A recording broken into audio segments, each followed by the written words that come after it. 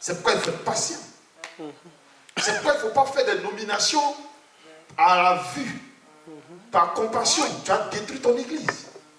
Je l'ai dit tout à l'heure. Énormément de nominations dans les églises à des postes sont faites par compassion, par amitié, mais pas de manière relationnelle. Non. Une nomination se fait par don, par compétence. Tout à l'heure, j'ai posé la question, j'ai dit, tu peux avoir une personne, j'ai donné l'exemple de 2 personnes. Tu as une entreprise. Il y a un qui est désordonné, récalcitrant, mais il a une maîtrise extraordinaire de cette activité. Donc les résultats, ça dépasse l'excellence. Et donc les résultats vraiment sont bons pour toi. Mais il n'est pas bon dans son caractère. Par contre, il y a un autre, il est très bon. Il est doux, il est gentil. Mais il n'a aucune maîtrise de la chose. Des deux, lequel tu as choisi pour ton entreprise, maman. Hein? Entre le récalcitrant et puis celui qui est doux. Le récalcitrant, il est récalcitrant, c'est vrai. Mais il est excellent. Et le résultat est sans son pareil. Par contre, celui qui est doux, il est vraiment gentil. Il est tout ce que tu veux dans ton cœur. Mais il n'a aucune maîtrise de cette chose-là. Des deux, lequel tu as choisi? Il fait bien, mais il est récalcitrant. Mais ainsi est Dieu. L'appel est caractériel. Dieu ne te choisit pas parce que tu es doux, ou bien tu es caractère, ou bien tu es méchant. Dieu te choisit en fonction de ton caractère. Après, il va te tailler. Mais d'abord, l'appel est d'abord caractériel. C'est sur le caractère. Si tu fais un choix par compassion, par amitié, la personne, elle ne va jamais s'inscrire dans son ministère. Il ne peut pas exceller, il sera négatif. Pourquoi? Parce que tu lui as octroyé un ministère qui ne va pas son caractère. Il aura toujours une répulsion, un rejet. Il ne va jamais le faire avec amour. L'amour se nourrit de sacrifice, de souffrance. Est-ce que tu me comprends? D'abandon. L'amour se nourrit, n'est-ce pas non, de tout ce qui est sacrificiel. Or, le ministère est un sacrifice. Est-ce que vous comprenez? Donc, celui qui va rentrer dans le ministère, s'il ne rentre pas par amour, il va souffrir. C'est pourquoi beaucoup d'hommes de Dieu font quoi? Murmurent. Parce que ils ne sont pas dans leur ministère. Est-ce que vous comprenez? Ils n'exercent pas leur ministère. Ils exercent un ministère qu'on leur a octroyé accidentellement. Ou bien qu'eux-mêmes ils se sont auto-appropriés. Beaucoup d'hommes de Dieu exercent le ministère, la fonction de serviteur de Dieu par appropriation. Ou bien on leur a octroyé. C'est une corruption morale.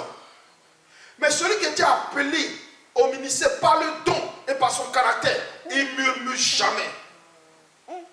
Parce que c'est lui-même, c'est sa nature. Tu ne peux pas mentir sur ta nature. Où tu es assis, tu connais ta nature.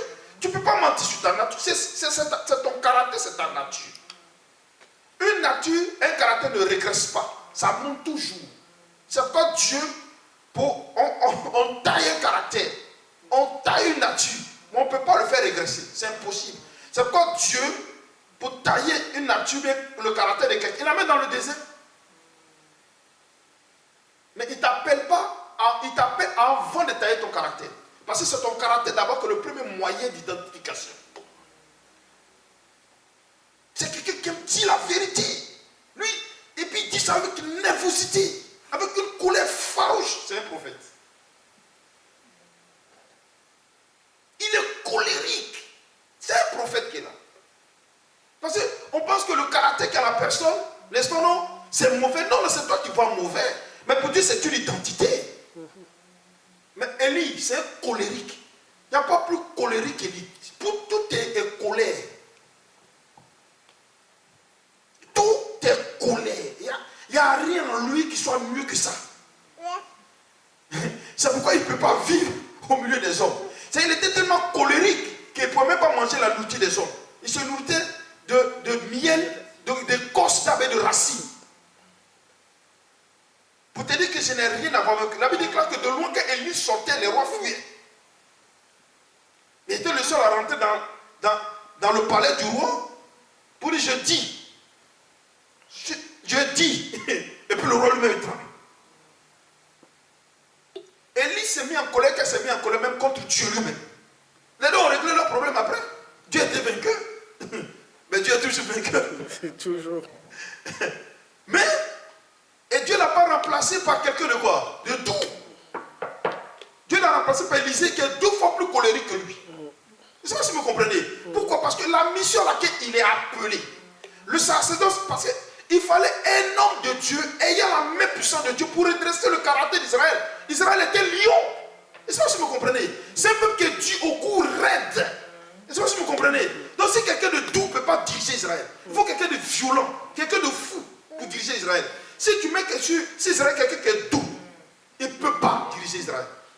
Donc s'il faut un prophète, ce n'est pas un prophète qui vient murmurer. Il faut un prophète qui crache le feu. Est-ce que vous comprenez? Donc, il pensait que quand Élie va partir, il va amener quelqu'un qui est moins. Non, il a donné quelqu'un qui est 2 fois plus compliqué que celui qui est parti. Élisée, il est plus compliqué qu'Élie. Lisez son histoire. Élie était encore doux. La Bible dit qu'Élie a fait 8 miracles. Élisée en a fait 16. Il a doublé tout ce que son père spirituel a fait. Donc si Élie est colérique, lui il est 2 fois plus colérique. Parce qu'Élie n'a pas appelé le feu pour tuer les gens n'importe comment. Élisée pour oui ou non. Mais il a tué les enfants là. La église que les ours sortent qui vous consomment. Les ours sont sortis, ils ont bouffé les enfants devant les parents. C'est-à-dire la vue d'Élisée faisait fuir. Est-ce que tu comprends? Ça c'est Élisée. Il a tué les soldats romains. Il est dans sa maison. Il dit, ah bon, on vous a dit que j'appelle le feu, ça descend pour qu'on... Bon d'accord. Comme tu as dit que le feu descend pour consommer. C'est la troisième coyote. Qui a dit que non, je sais, homme de Dieu, quand tu appelles, mais j'ai ma femme et mes enfants. Dis-moi pardon. Mais tu as eu raison de me parler comme ça. Sinon, il vient de consumer. Oui, ça c'est Élisée. Pourquoi? Parce qu'il dirigeait un peuple, il était à la tête d'un peuple dont le cou est raide et dur. Donc, selon l'image et le peuple qui est là, selon le caractère, Dieu amène la personne qu'il faut. Est-ce que vous comprenez? Donc l'appel se fait de par le caractère et le don. Le don est le canal par lequel le Saint-Esprit se manifeste. Mais le caractère c'est toi. Le don n'a rien à voir avec le caractère. Mais ces deux-là sont nécessaires pour faire le ministère. Ok? Un homme de Dieu qui est un vrai prophète, que Dieu a appelé, établi, il ne mendie jamais. Un prophète il ne mendie pas. C'est pas possible. Un prophète. Mais il va laisser l'église de Dieu. Il peut pas poursuivre Dieu. Bon, je vous donne les enseignements sur chaque ministère. Un prophète, il laisse l'église de Dieu et puis il poursuit Dieu. C'est pas moi qui me suis appelé. Mais tu peux m'ôter la vie, hein? C'est pas mon problème. Mais si tu m'appelles à servir cette église, à bâtir cette œuvre. Mais attends, c'est pas moi qui allais les chercher chez eux pour venir. Moi j'ai besoin des baffes. Tu me les envoies les baffes ou on reste comme ça. Et puis là, c'est chez lui. Dieu va sortir les bas-fonds. Il y a prophète, il y a prophète. Amen. Mais c'est le caractère. Donc, si tu vois un homme de Dieu qui exerce son ministère, à un certain niveau, il est bloqué. Regarde-le doucement. Soit ce n'est pas son ministère, soit ça a été attribué, soit il s'est auto-attribué. Parce que l'alliance dans le ministère définit le principe de la providence. Parce que l'alliance est une promesse. C'est comme tout le monde s'est assis, tu m'as dit viens travailler pour moi. Tout à l'heure je t'ai dit Eza viens balayer. Mais si je t'ai dit Eza va balayer, je te donne un balai. Si je t'ai dit Eza va balayer, puis je te donne pas un balai, mais tu es assise là. C'est pas moi qui te demande d'aller balayer. Mais si tu es appelé pour aller balayer, mais toi tu te donnes un balai. Donc tu as le droit de me dire que ah mais tu m'as appelé d'aller balayer. Mais où est le balai? C'est un droit. Moi, je ne vais pas te courir après pour me donner un balai. Il a dit à Moïse, qu'est-ce que tu as dans la main? Il dit, j'ai une verge. Il dit alors, mais prends la verge. C'est pas moi qui t'ai dit, prends la verge. Prends la verge. Allons-y. Moïse n'a pas dit, Seigneur, ouvre les cieux ou bien ouvre la terre. Il a dit, mais les voici qui sont les doigts, faire quoi? Il dit, mais qu'est-ce que tu as dans la main? Est-ce que vous me comprenez? Il dit, j'ai une verge. Il dit alors, lève la verge. Lève la verge. Amen. Amen. Donc, Moïse chercher du secours ailleurs. Devant la mer rouge, il a dit avancer. Lui, il a levé les yeux. Il a dit, voici les gens qui arrivent. Je fais quoi? Ce n'est pas toi. Mais ça, il faut que le ministère dans lequel tu es soit vrai. Est-ce que vous comprenez? C'est pourquoi l'attribution et l'orientation du ministère, ce n'est pas toi qui te le fais. Tu ne dois ni te l'auto-proclamer. Ton père spirituel ne doit pas te le proclamer. C'est Dieu qui doit le révéler. Ah ben bien sûr. Lui, il peut te dire, non, je te fais pasteur parce qu'il veut des pasteurs dans son église. Mais toi, qui as eu l'appel, avant que tu n'aies la mise à part, c'est à toi de dire que je ne ressens pas d'être un pasteur. Parce que mon caractère n'est pas le caractère d'un pasteur. Mais si toi tu ne le dis pas, mais il va te faire rentrer où toi, tu ne veux pas rentrer, parce que selon son besoin. C'est ainsi que je suis en train de parler des postes par affinité. Mais l'église est bancale. L'église il ne sera jamais glorieux.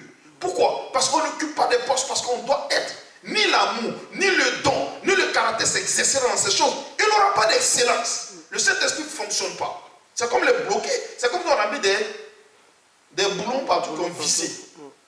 Il dit, où se trouve le Saint-Esprit, se trouve la liberté. Il dit, j'ai mis un esprit de sagesse de tes hommes en Bessalem pour faire tout son ouvrage. C'est-à-dire, en lui, je donne ce don. Maintenant, laisse-le travailler. Il ferait des choses quoi? Glorieuses. Pourquoi? Parce que c'est un esprit de liberté. Je suis Dieu. Ok? Mais si c'est à quoi il est appelé? Par exemple, il est appelé à être prophète. Mais tu dis, sois évangéliste. Sur quelle base tu t'es forgé pour le nommer et l'établir comment? Évangéliste. Sur quelle base? Selon ton besoin? Selon quoi? Parce que tu arrives à te dire, toi tu parles beaucoup, hein, donc tu peux être un évangéliste. Mais un apôtre parle beaucoup, un prophète parle beaucoup, un docteur parle beaucoup, un pasteur parle beaucoup. Donc le fait de bien parler beaucoup ne fait pas de toi un évangéliste. Merci. Souvent les gens disent non, les évangélistes, ceux que j'entends parler, quand ils ont leur message, c'est souvent, ça va plus parler de Jésus, tout comme ça. De parler de Jésus. Mais donc l'apôtre ne parle pas de Jésus. Tout le monde parle de Jésus. Mais tout le monde parle de Jésus. Même l'ouvrier parle de Jésus. Non, dans le sens que c'est plus, ça va plus dans ce cadre-là. Ah ouais? Non. Un évangéliste est une personne de défi. Un évangéliste, il voit ta conversion comme un défi. Avant de monter devant Dieu.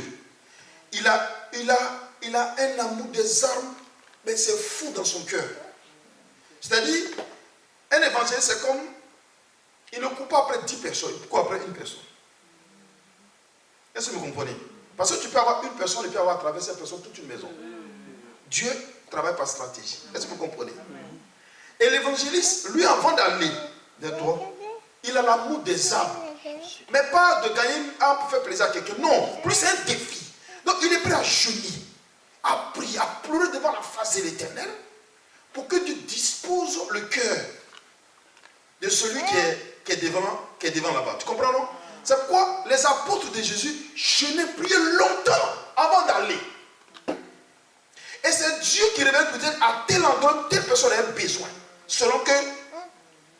Et il dit, oh, qu'on va à tel endroit. Deux fois même, il dit non, il ne va pas là-bas. La personne est Pierre. Il dit, je ne vais pas. Je ne vais pas les prier pour qu'on ait. Parce que le monde n'est pas dans le même. Je ne fais pas. C'est des gens de caractère. Sur quelle base tu diras non à Dieu? Et puis Dieu dira, vraiment ce que tu as dit, c'est vrai, mais moi j'essaie de te convaincre. Aujourd'hui, il y a combien d'hommes de Dieu qui peuvent lancer un défi à Dieu pour dire que non, moi je dis, Seigneur, moi je ne fais pas ça. Tant que tu ne me convaincs pas, il ne bouge pas. Il y en a combien? Il y en a combien? Pierre dit, je ne vais pas. Je ne prie pas pour qu'on ait. Je ne le baptise pas. Parce que c'est un païen. Parce que ta parole dit, c'est le juif qui a droit à cela. Jésus est obligé des cieux de faire descendre une nappe. Dans cette nappe, il présente des animaux quoi? Interdits à la consommation. Et il lui dit, tu et fais quoi? Et mange.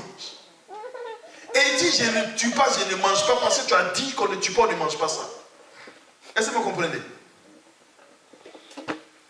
Il dit, je ne tue pas et je ne mange pas ça. Ok. Mais Dieu dit, tue et fais quoi? Mange. Car je suis l'Éternel, je ne fais exception de personne. Voici les gens que Dieu aime. C'est-à-dire qu'eux-mêmes, ils mettent toujours Dieu lui-même à l'épreuve. Parce que Dieu t'éprouve, mais est-ce que tu éprouves Dieu? Quel est ton témoignage, ta base qui peut t'amener à éprouver Dieu? C'est quoi? Tu as éprouvé Dieu. Oh, il dit, mettez-moi ainsi quoi? À l'épreuve. Donc Dieu t'éprouve toujours, toi tu ne l'éprouves pas. Il faut l'éprouver. Mais on ne peut pas l'éprouver parce que nos fondements ne sont pas vrais. Oh, les élitistes, je ne vais pas le combattre, Jézabel. Mais je vais aller t'interroger. Je ne comprends pas une chose. Ce n'est pas possible. Une petite femme comme ça ne peut pas venir m'emmerder. Pour quelle raison elle m'emmerde? Non. Il faut que tu me réponds. Il a le cœur d'Élie. Mais ça avait nervosité, il est parti. Ça avait collé, il est parti. Pourquoi? Parce qu'il s'est passé quelque chose que lui n'arrive pas à admettre. Parce que son alliance est telle que une telle femme ne peut pas s'arrêter devant lui.